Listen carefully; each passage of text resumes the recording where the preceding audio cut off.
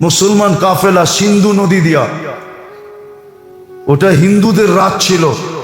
এক মুসলমান মেয়ের ইজ্জত যাওয়ার কারণে মুসলমান মেয়ে চিৎকার দিয়ে বলছিল, হাজ্জাজ তুই কোথায়, আমার ইজ্জত যায়, তুই কোথায়? এই খবর কোন পথিক হাজ্জাজকে শোনায়া দিছে। ওই যুগে হাজ্জাজ কসম খাইছে, ওই দিন পর্যন্ত ঘুমামু না যেই দিন পর্যন্ত আমি আমার এই মেয়ের ইজ্জতের বদলা না নিব। ওই দিন থেকে হাজ্জাজ ঘুমায় না, রাত্রে ঘুমায় না। মোহাম্মদ বিন কাসেম কে? হাজ্জাজের আপন মেয়ের জামাই। বলছে আমি কারো উপরে বিশ্বাস করতে পারতেছি না, তুমি আমার মেয়ের জামাই, শহীদ হয়ে গেলে জান্নাতে মিলবো, আমি তোমার উপরে ভরসা করি, তুমি চাও। 17 বৎসরের যুবক, শুধু একটা মেয়ের জন্য, একটা মেয়ের ইতিহাস উঠা। আজকে লক্ষ লক্ষ চোখের পানি পড়তেছে, এক চোখের পানিতে দুনিয়া কেঁপে গেছে। শুধু দুনিয়া না, আরশ কেঁপে গেছে, আরশ। আজকে মুসলমানের এই অবস্থা কেন?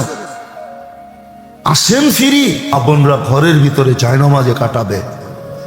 মুসলমান এখনো যদি আল্লাহকে না মানাইতে পারলো, তাহলে সত্য এটাই হবে। আল্লাহ রসুল বলছে, আমার উম্মতকে আল্লাহ দুনিয়াতে দুটা শাস্তি দিবে। একটা হইল অহেতুক হত্যা, অকারণে হত্যা হবে, অকারণে, কারণ ছাড়া হত্যা, নির্বিচারে হত্যা হবে। আজকে যেরকম নির্বিচারে হত্যা হইতেছে, কোন বিচার আছে? কোন বৈধ এটা? কি আপনার বিবেক বলে বৈধ? নির্বিচারে হত্যা, নির্বিচারে হত্যা হইতেছে,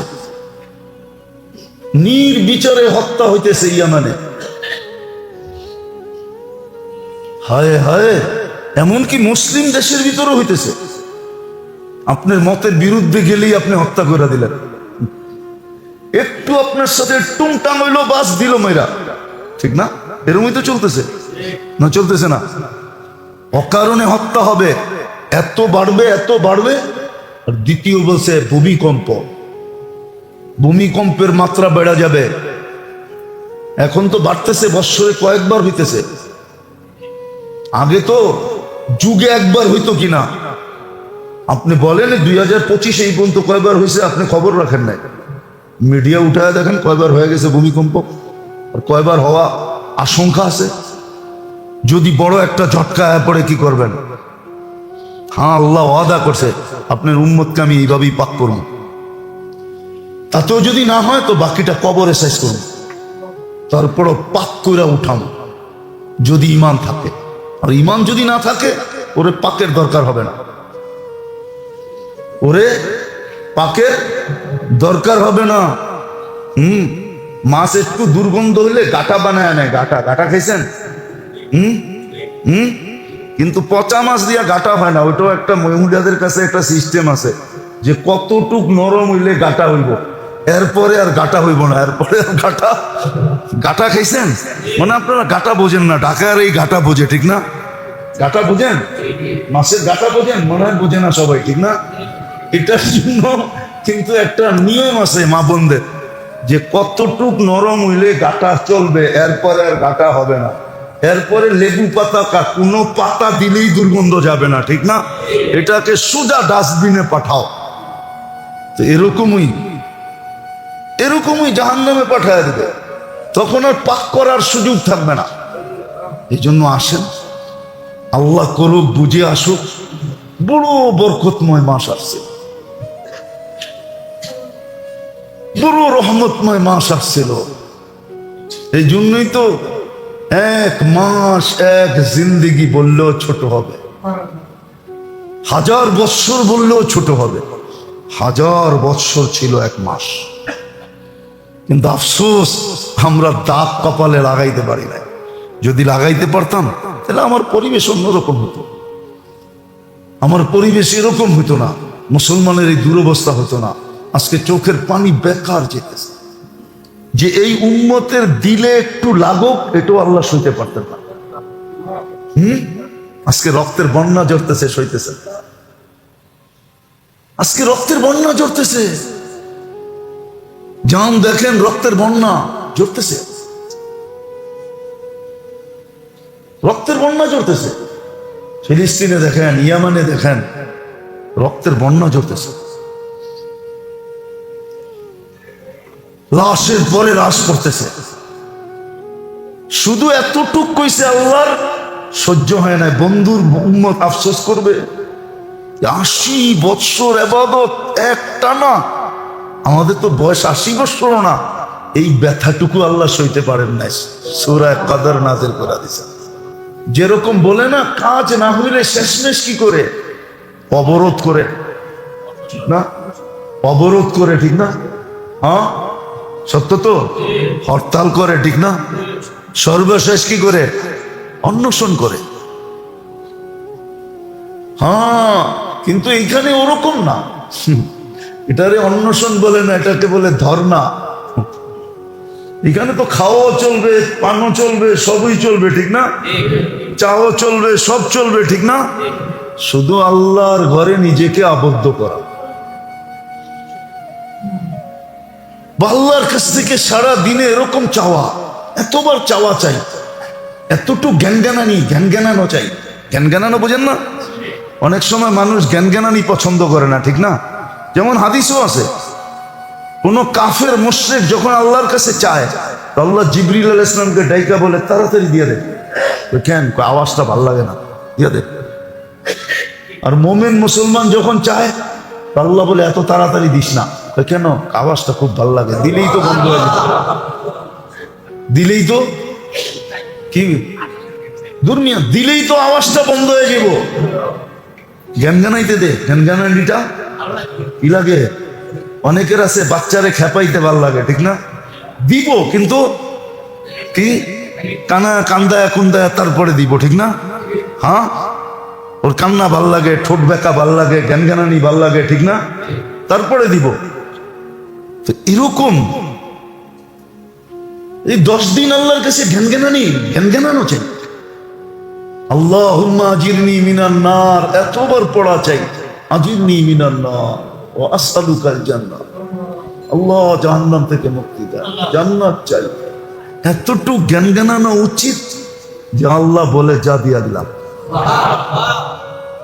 নিজেকে আল্লাহর ঘরে আবদ্ধ করে জানেন, মানা নাই। সবাই মনে করে আমি চেইন অফ কমান্ডের লোক। মানা আমাদের ভিতর থেকে বের হয়ে গেছে। কাদেরকে মানতে হবে এটাও জানি না, কাদেরকে মানতে হবে এটাও জানি না। কাদেরকে মানতে হবে এটা একটা লিস্টই আছে, কাদেরকে মানতে হবে। আবার লিস্টিটা বড়ও না, অগণিত না, সীমিত। এটাও জানি না কাদেরকে মানতে হবে, কিভাবে মানতে হবে এটাও জানি না। এখন কিন্তু গণ্যতা বাইরে গেছে, মানা নাই। সব জায়গার ঝগড়া কিন্তু এটার জন্য, সব জায়গার ঝগড়া এটার জন্য। মানে না,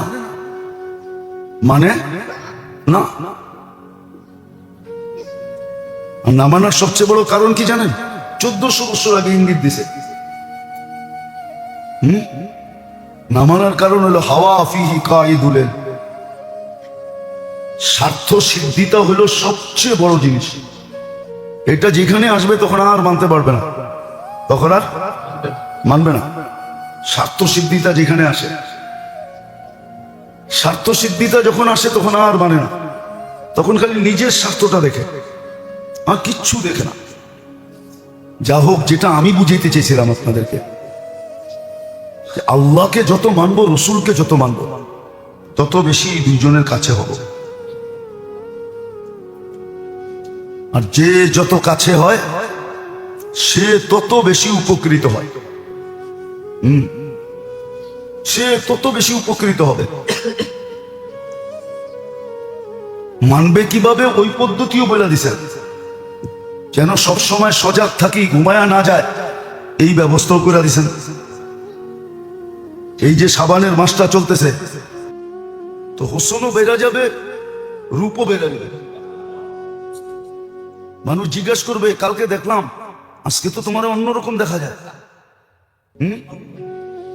তো বলবে সুরনা রব্বানা, কালকে আল্লাহর সাথে দেখা হয়েছিল, এই জন্য রূপ বেড়ে গেছে। আবার দুনিয়া একটা দেখতে দেখতে বিরক্তি হয়ে যায়। এটা বাড়িতেও আছে, মাঝে মাঝে কয় দূর সরো তো, ঠিক না? একটা দেখতে দেখতে কি হয়ে যায়, আপনার বিরক্ত হন, হেও বিরক্ত হয়। এই জন্য জান্নাতে প্রতি সপ্তাহে গেট আপ চেঞ্জ হবে, পুরো গেট আপ চেঞ্জ। প্রতি শুক্রবারে আবার ব্র্যান্ড নিউ হবে, যাতে পুরান আপনাকে বলতেই না পারে। 2 সপ্তাহ যেতে দিবে না আল্লাহ, এর আগেই চেঞ্জ করে দিবে। দুইজনেই চেঞ্জ হবে। কেউ যে না বলতে পারে দূর পুরানটাই তো, এক মডেলই তো, হ্যাঁ, এটা যেন না বলতে পারে। প্রতি শুক্রবারে চেঞ্জ হবে। সত্য এটাই, মিলবে যত বেশি আল্লাহর কাছে হবে, রসুলের কাছে।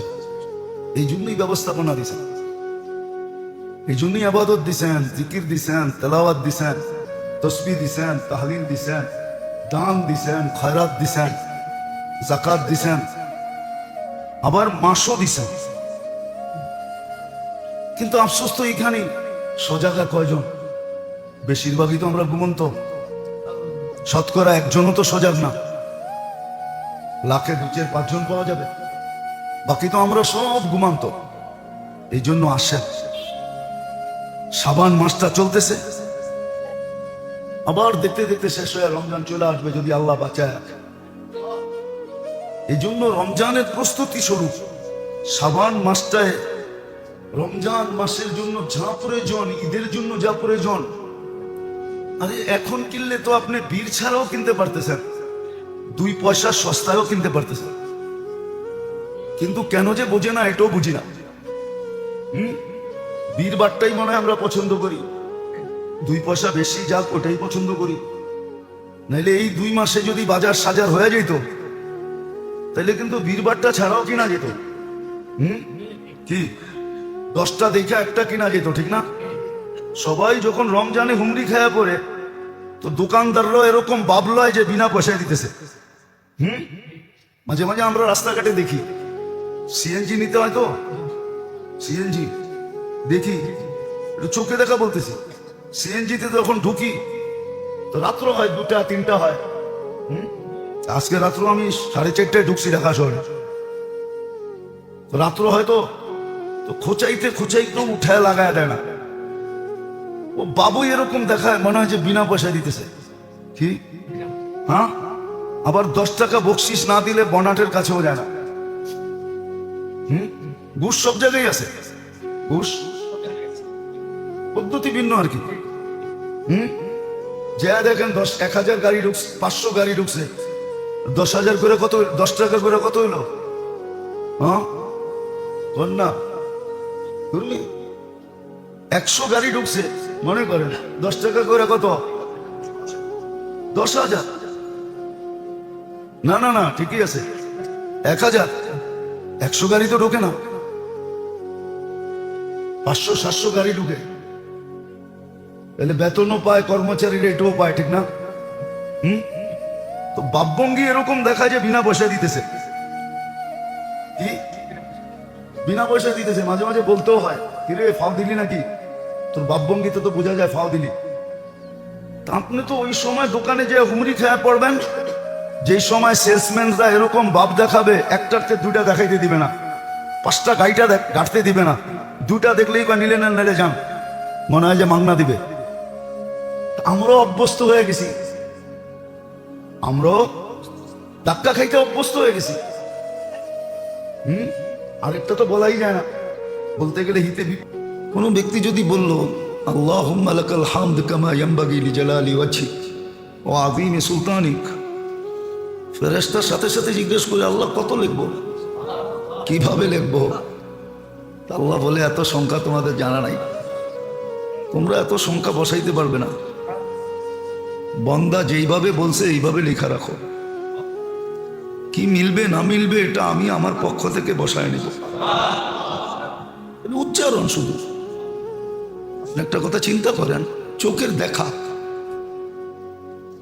বর্তমানে এক হজ করতে 6 লাখ টাকা লাগে, কমসে কম 20 দিন লাগে সময়, পুরা যেতে হয় মক্কা মদিনা। কিন্তু সামান্য একটা দৃষ্টিতে কবুল হজের সওয়াব মিলে। যদি মা বাবাকে সদয় দৃষ্টিতে দেখলো, ইচ্ছা করলে ডেলি 100 হজের সওয়াব কামানো যায়, 100 হজের সওয়াব কামানো যায় ডেলি। যদি কোনো সন্তান দেখলো মা বাবাকে সদয় দৃষ্টিতে, আর ভাবলো যে কিছু তো করতে পারি না, হজে যাওয়ারও তো তৌফিক নাই, আচ্ছা চলো, আবার করলেও কবুল হবে কি হবে না জানি না, মা বাবাকে দেখেই কবুল হজের সওয়াব কামায় নেই, তাহলে ডেলি 100 হজের সওয়াব কামাইতে পারে সদয় দৃষ্টিতে মা বাবাকে দেখা। এরকম পদ্ধতিও বলে দিছেন। হ্যাঁ, আমাকে শিখতে হবে যে দেহের পদ্ধতিতে, কোন পদ্ধতিতে ব্যবহার করলে এটার কদর হবে, মূল্যায়ন হবে, আর দেহটা মূল্যবান হবে। আচ্ছা, যদি মূল্যবান দেহটা নাই হতো, তাহলে কিতাবে এই কথা লেখা কেন আসতো যে লাশ কবরের পাশে গেলে কবর পর্যন্ত সালাম দেয়? আমি আরবি এবারও দিতেছি, জালালউদ্দিন সুয়ুতি রহমতুল্লাহ আলাইহি লেখছেন, লাশ যখন কবরের পাশে যায় তো কবর বলে ইদান উহাব্বিলু লাকা বাতনি খাদরা, তোমাকে সালাম রাখতে দেরি, কবরটা আমার পেটটা সবুজ শ্যামল হইতে দেরি হবে না। যেটাকে আল্লাহ রসুল দ্বিতীয় শব্দে বলছেন রাউযাতুম মিন রিয়াযিল জান্নাহ, জান্নাতের একটা বাগান হবে, বাগান, সে জান্নাতের বাগানে ঘুমাবে। তো পদ্ধতিও বলে দিছেন যে দেহের কদর কি করে করবে, অঙ্গ প্রত্যঙ্গের কদর কি করে করবে। এই জন্য তো বাংলায় বলে দাঁত থাকতে দাঁতের মর্ম বোঝো, দাঁত থাকতে দাঁতের মর্ম বোঝা উচিত। একবার পয়রা উঠছে, আর একবার পড়বে আর উঠবে না, একবার কিন্তু পড়ছে আবার উঠছে, ঠিক না?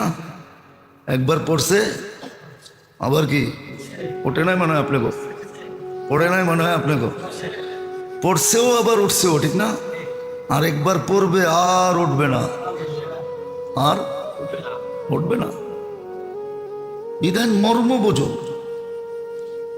কিন্তু আফসোস তো এইখানে কে শিখে? দেহের ব্যবহার কে শিখে? যদি শিখতো তাহলে তো হইতোই। আসলে তো সত্য, মুসলমানকে, উম্মতে মুহাম্মাদীকে আল্লাহ দুনিয়ার ব্যাপারে ক্লান্ত হওয়ার জন্য পয়দা করেনি নাই।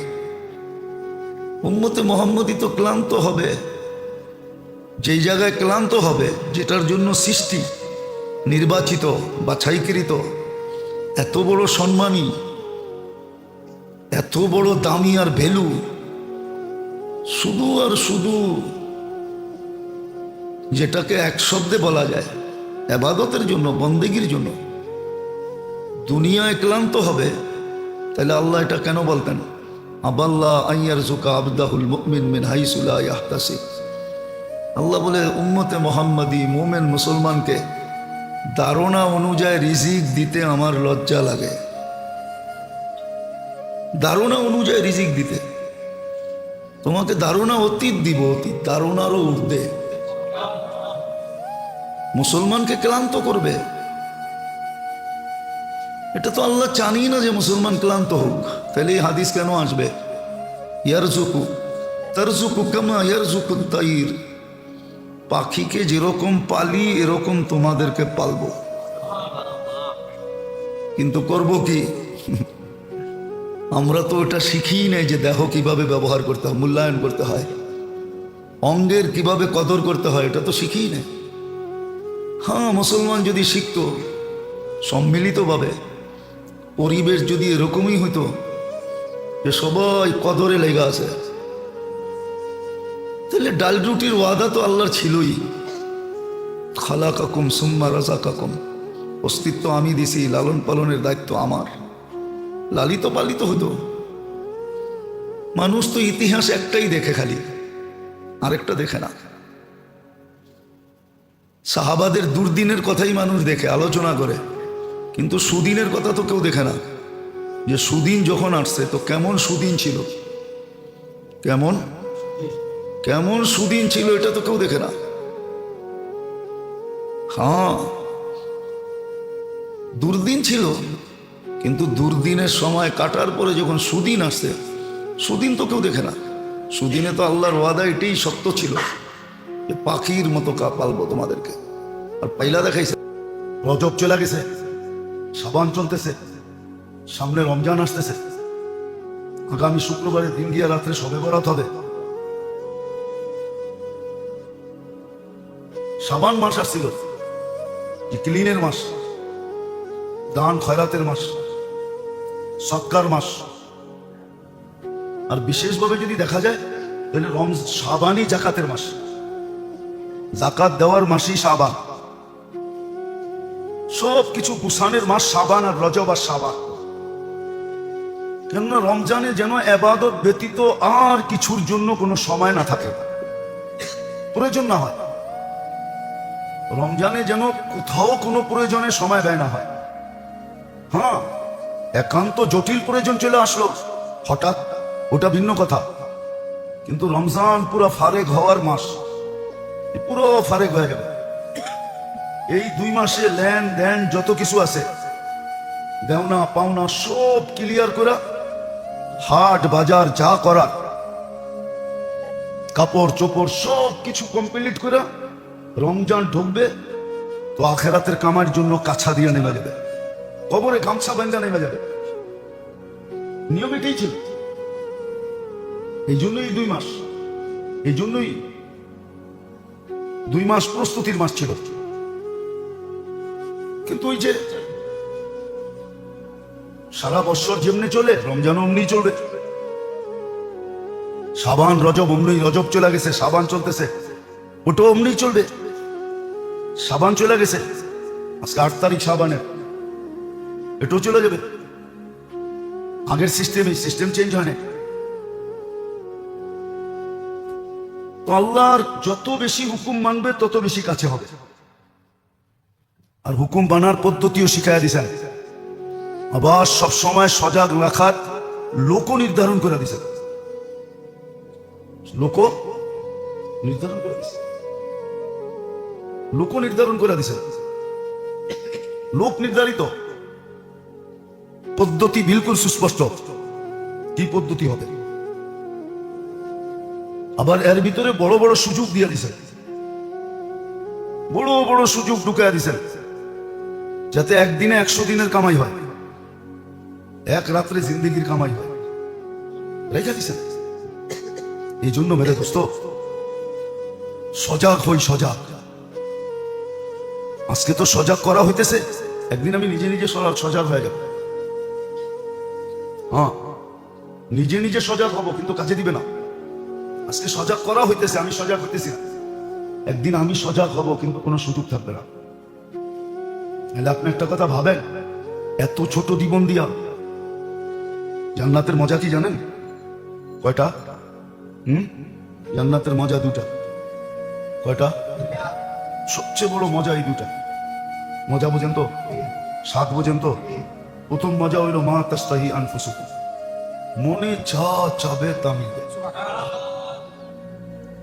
দ্বিতীয় জান্নাতের মজা হলো চোখে যেটা লাগবে ওটা মিলবে, ওটা আপনার চোখে লাগছে তো কি।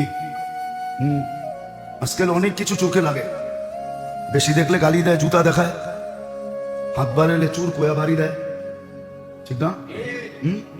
কি চোর কয় না, ডাকাত কয়, ঠিক না? অ্যাকশন শুরু হয়, ঠিক না? চোখে কিন্তু অনেক কিছুই লাগে, ঠিক না? নাহলে কয় কেন, বুড়া হইলে কি, মনটা কি বুড়া হয়েছে না? চোখে লাগে কিন্তু তাকান যায় না, ঠিক না? জান্নাতে এরকম না। জান্নাতে দ্বিতীয় মজা তালুদ্দু আয়ুনুকুম, যা চোখে লাগবে তোমার, জান্নাতের মজা। জান্নাতের সবচেয়ে বড় নেয়ামত আল্লাহর দিদার। কমসে কম সপ্তাহে একবার হলেও দেখবে। আর আল্লাহকে যখন দেখবে ইসদাদা হুসনা ওয়া জামালা। নাইলে মুসলিম জগৎ ব্যতীত কোনো জগতে ইতিহাস দেখাইতে পারবে না। যে মুসলিম জগতে এরকম একটা দিন আসছিল, এরকম একটা সময় বৎসর আসছিল যে জাকাত লেনেওয়ালা পুরা মুসলিম দুনিয়ায় কেউ ছিল না।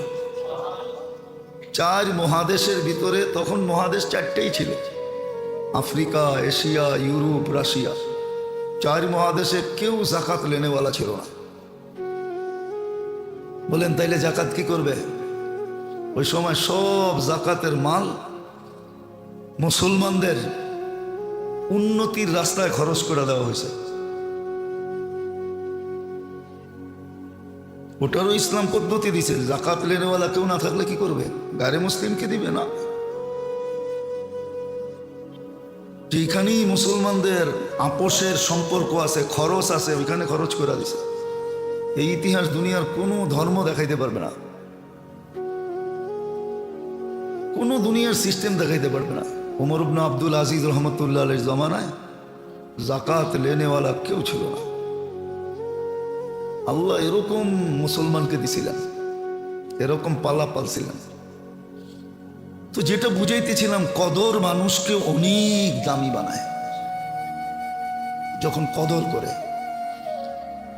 দুনিয়ায়ও এটার দৃষ্টান্ত আছে, আর আখেরাতের লাইনে তো আছেই আছে। নাইলে বেলাল এত অস্তিত্বের বাহিরে যেটা আছে এটাও নেয়ামত।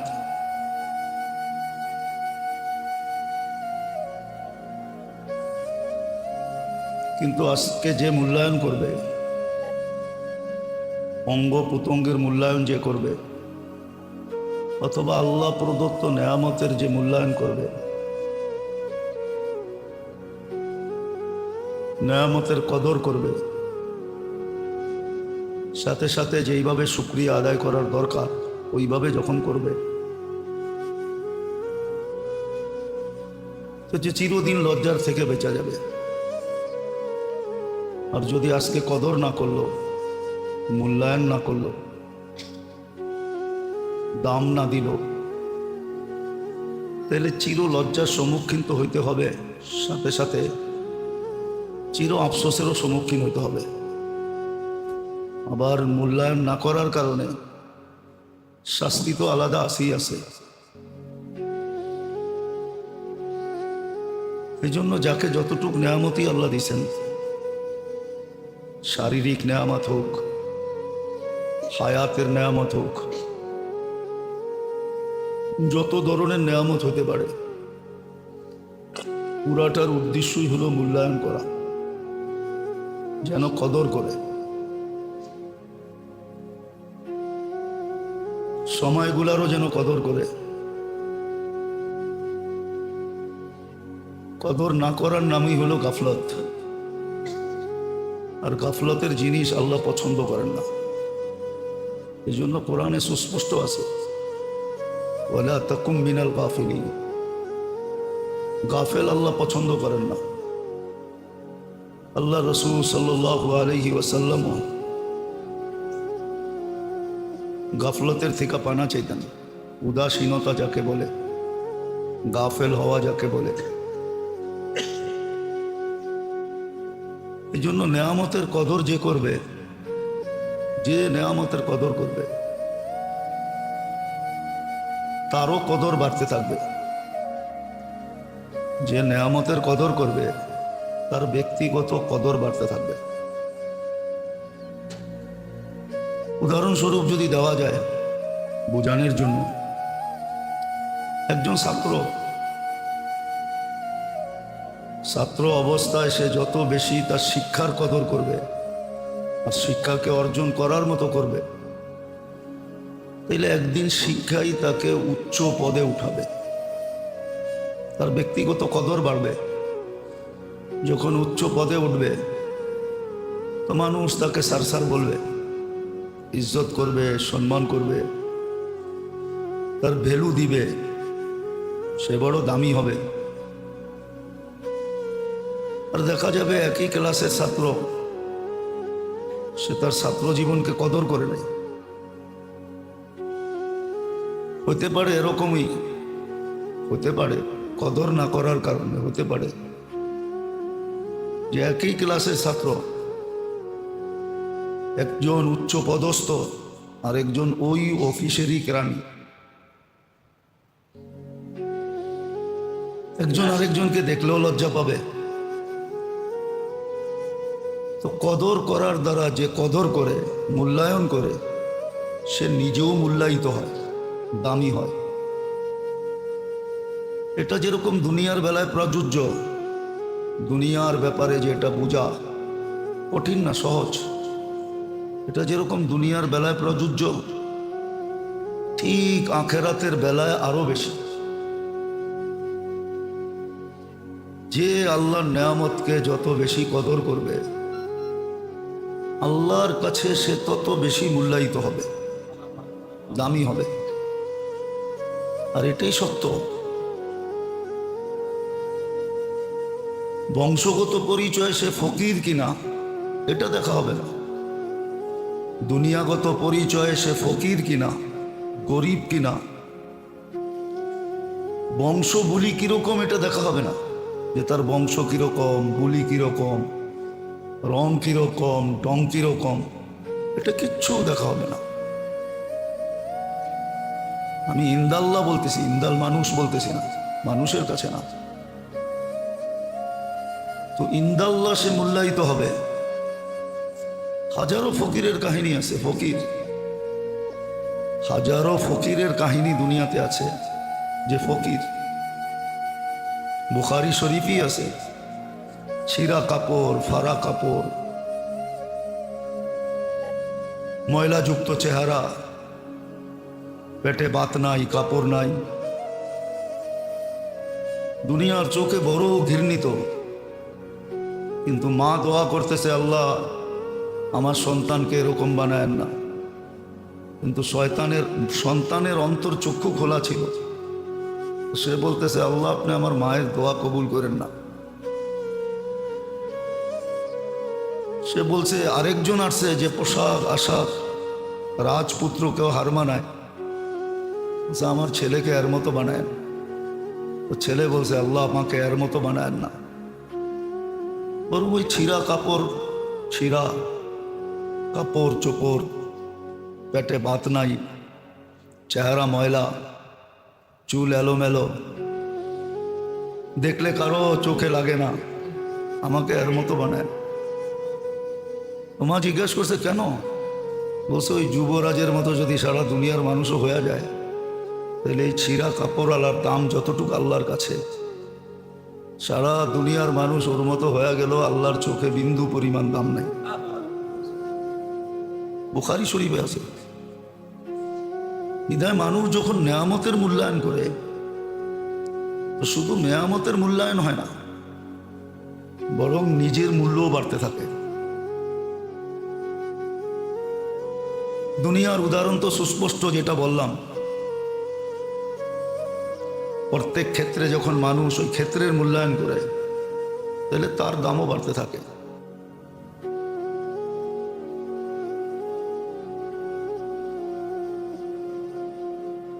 কিন্তু একজনও তো এখানে নেই যে আমি আমার জীবনে যতবার চুল কাটছি সেলুনে যায় বলছি, আল্লাহ রসুলের আদর্শ মতো কেটে দাও। যদি সেলুন আলা বলে আমার জানা নাই, তো আমি হুজুরকে মোবাইলে লাগাই দিছি, হুজুর একে বলে দেন তো আমার চুলটা কিরকম কাটলে আল্লাহ রসুলের আদর্শ মতো হবে। আল্লাহকে ছেড়া দিবে মুসলমান, আর রসুলকে ছাড়বে। আর ভাবছে ওদের এসকে পড়লে ওরা বাড়ির থেকে আমাদেরকে আইসা নিয়ে যাবে, ভিসা দিয়া নিয়ে যাবে। কোনো দিন না, যতক্ষণ পর্যন্ত একটা চেঞ্জ করতে না পারবেন। এক জায়গায় ফেসা আছেন, বাংলাদেশের মানুষ, নারায়ণগঞ্জের মানুষ কান খুলা শুনেন, এক জায়গায় ফেসে গেছেন। আইডি কার্ড যখন বানাইতে গেছেন, তখন একটা কলম ছিল এখানে, ধর্ম কি, তখন আপনি লেখা আসছেন ইসলাম, ঠিক না? এখন যত আপনি চেঞ্জ হন, আর যত ওদের রূপে আপনি রূপান্তরিত হন, ওরা আপনাকে সন্দেহের চোখে দেখবে। যত বেশি রূপান্তরিত হবেন, তত বেশি সন্দেহ করবে। ওরা সারা দুনিয়া, আপনি চুল খুলে আটেন না, বিকেনে করে ঘটেন না, তারপরে আপনাকে মানবে না, আরো সন্দেহ করবে, আরো সন্দেহ করবে। কেন আপনি ভাবছেন আপনার দেশের ফরমে ইসলাম দেখছেন, এটা অনলাইনে ওদের কাছে চলে গেছে। বিদায় আপনি ভাবতেছেন আপনাকে সালাম করবে, পাইলে চুমা দিবে। আমি চিনি, আমাকে চিনাইতে হবে না। আমি জানি বহুত মানুষের কাহিনী আমার কাছে আছে। যতই কালার চেঞ্জ করুক না কেন, ওরা যত বেশি কালার চেঞ্জ করবে তত বেশি সন্দেহের চোখে দেখবে, তত বেশি সন্দেহ করবে। বিশ্বাস হয় না আমার কথা? আমি প্রমাণ। আমি যাক, এখন বলার সময় নেই, আমি নিজে প্রমাণ। এটা যত বেশি কালার চেঞ্জ করবে তত বেশি সন্দেহের চোখে দেখবে। বিদায় আসল কথায় আসে, যদি চাই যে এই নিষ্পেষিত হওয়ার থেকে বাঁচতে, তাহলে একটা রাস্তা খোলা আছে, সেটা হলো আমাদেরকে ইউটার্ন নিতে হবে। আল্লাহ বলে ইউটার্ন নিতে দেরি, তোমরা ফিরতে দেরি। লিউযীকাহুম বা'দাল্লাযী আমিলু লাআল্লাহুম ইয়ারজিউন। কোরআন বলে, আল্লাহ বলে, তাকায় আসি, যদি ফিরতে পারো, আবার যদি ইউটার্ন নিতে পারো, লিউযীকাহুম বা'দাল্লাযী আমিলু লাআল্লাহুম ইয়ারজিউন। আমি চাই তোমরা ফিরে আসো, কেননা তোমাদেরকে অস্তিত্ব আমি দিছি, তোমাদেরকে মুসলমানের ঘরে আমি পাঠাইছি, সর্বশ্রেষ্ঠ নবীর উম্মত আমি বানাইছি। তারপর আল্লাহর ইহসান আমাদের উপরে এখনো। আমি একটু আগে একটা প্রমাণ দিয়ে আসছি, আপনাদেরকে প্রমাণ দিই। তারপরেও আল্লাহর ইহসান, মুসলিম দুনিয়ার উপরে আল্লাহর ইহসান। আমার কথাটা নোট করেন। যুবকদেরকে পায়ে হাত দিয়া বলি, যাও রাত্রে নেটে যেয়ে সার্চ দাও, কেননা তোমাদের সবার অ্যান্ড্রয়েড সেটে নেট আছে, ঘরের ভিতরে ওয়াইফাই আছে, আনলিমিটেড। তোমরা সবসময় চলো, আমরা তো লিমিট ব্যবহার করি, তোমরা তো সবসময় আনলিমিট ব্যবহার করো। ওয়াইফাই আছে তোমাদের কাছে, ঠিক না? আজকালকার তো যুবক ওই ফ্যাক্টরিতে চাকরিও নেয় না যেই ফ্যাক্টরিতে ওয়াইফাই থাকে না, ঠিক না? চাকরি নিতে যেও জিজ্ঞাসা করে ওয়াইফাই আছে এখানে। আমি জানি, রাগার বিষয় না, জানি আমি এগুলো। এই দেশেই তো থাকি, ঠিক না? এই দেশেই থাকি, এই দেশের সরকারকে ট্যাক্স দেই। আমি জানি অধিকাংশ যুবক কারখানায় চাকরি নিতে যায় জিজ্ঞাসা করে ওয়াইফাই আছে। যুবক তো যুবক, মহিলারা জিজ্ঞাসা করে। মালিকরা তো আমাদের সামনে মাঝে মাঝে বলে আর হাসে, বলে হুজুর কোন সময় পড়লাম। মহিলারা পর্যন্ত চাকরির সময় জিজ্ঞাসা করে, স্যার ওয়াইফাই আছে? ওয়াইফাই নাই থাকলে মনটা রাগ হয়ে যায়, কেমন জানি হয়ে যায় যে কেমন কারখানা, একটা ওয়াইফাইও লাগায় নাই। মালিক বড় কৃপণ মনে হয়, মাসের শেষে বেতনও মনে হয় টাইম মতে দিবে না। নিলে ওয়াইফাই কেন লাগায় নাই? ওয়াইফাইতে সার্চ দিয়া দেখো, সারা মুসলিম বিশ্বে যতজন এডসের রুগী আছে, বিজাতিদের এক একটা গলিতে এর চেয়ে বেশি আছে, এর চেয়ে বেশি। সারা মুসলিম বিশ্বে যতজন এডসের রুগী আছে, বাংলাদেশে কয় হাজার আছে? কি জানেন? আরে কয় হাজার? বাংলাদেশে নাই সব। আলহামদুলিল্লাহ 18-20 কোটি মানুষের দেশ, জাগার চেয়ে মানুষ বেশি, ঠিক না? বেশি না? জাগার চেয়ে, জাগার চেয়ে মানুষ বেশি। ওরা সারাদিন গবেষণা করে এটা নিয়ে যে জাগার চেয়ে মানুষ বেশি, কিন্তু এডসের রোগী আছে 3 জন না 4 জন। ভাইরাস পাওয়া যায় 200 না কত জনের ভিতরে। রোগী না ওরা, ভাইরাস পাওয়া যায়। এত জনবহুল দেশ, এডস নাই। এটা আল্লাহর মেহেরবানি, আল্লাহর নামের উপর দিয়ে বাঁচায় দিছে। জটিল রোগ মুসলমানদের কাছে নাই। আপনি বলবেন ক্যান্সার ক্যান্সার ক্যান্সার, আমাকে শিখাইতে হবে না। মুসলমান দেশে ক্যান্সারের মাত্রা বহুত কম। বিজাতিদের দেশে যে ক্যান্সারের মাত্রা, ওটা মিডিয়ায় আসে না, এই জন্য আপনারা জানেন না। 70 গুণ বেশি। এটা আল্লাহর ইহসান, আল্লাহ বাঁচায় দিছে শুধু নামের উপরে। তো যেটা বুঝাইতেছিলাম, এই দুরবস্থার থেকে বাহির হওয়ার জন্য একমাত্র রাস্তা ইউটার্ন নেওয়া, ফিরে আসা। ফাইন তাবু ফানা হাবিবুহু। আল্লাহ নিজে বলেন, ঘুরে আসো, আমি বন্ধু হয়ে যাব। মান আদালি ওয়ালিয়ান আযানতুহু বিল হারব। তারপরে দেখি তোমাদের উপরে আঙ্গুল উঠাইকে, উঠাইতে দেরি, আমরা পাঞ্জার থেকে পৃথক করতে দেরি করব না। আল্লাহ এখনো দেখাইতেছে আমাদেরকে যে আবাবিল এখনো জীবিত রাখছে। আল্লাহ বিলুপ্ত হয়ে যায়। বিশ্বাস হয় না? আমাদের দেশে নাই, আমাদের প্রতিবেশী দেশে আছে। যারা হজে গেছেন ওরা দেখছেন রাত্রে কাবার উপর দিয়ে ছোট ছোট পাখি ঘুরে, ছোট ছোট পাখি। হজে গেছেন কেউ এখানে? দেখছেন না রাত্রে কাবার উপর দিয়ে ছোট ছোট চড়াই পাখির চেয়ে ছোট এখনো ঘুরতেছে। আবাবিল এখনো রাখা আছে, মশা এখনো রাখা আছে। সারা দুনিয়ার রাজা ছিলেন নমরুদ, সারা দুনিয়ার রাজত্ব আল্লাহ একে দিয়েছিলেন 800 বৎসরের জন্য। কত? হ্যাঁ 800 বৎসরের রাজত্ব ছিল তার। তাকে ধ্বংস, তার জাতিকে, তার সৈন্যকে আল্লাহ ধ্বংস করছেন মশা দিয়া। ওই মশা এখনো নারায়ণগঞ্জে রাখা আছে না নাই? হ্যাঁ না নাই? হ্যাঁ, কিচ্ছু লাগবে না। আমি চিনি এক দেশ, কিচ্ছু লাগবে না, খালি ছাড় পোকাকে খেপায় দিলেই হবে। ওই দেশে যদি আপনি সিটিতে যায় যদি বলতে পারেন, সিটি অফিস, কাউন্সিলর অফিসে যায় যদি বলতে পারেন আমার ঘরের ভিতরে ছাড় পোকা পাওয়া গেছে, তাহলে 7 দিনের জন্য আপনাকে ঘরের বাহিরে থাকতে হবে। আসবে, ওষুধ ছিটাবে, পুরা ঘর সিল করবে, 7 দিন পরে আপনাকে আবার টেস্ট করে ঘরে আনবে। ওরা সার পোকাকে এরকম ভয় পায়। আর আল্লাহ সার পোকা দিছেও, যেমন ভয় পায় এমন দিছে।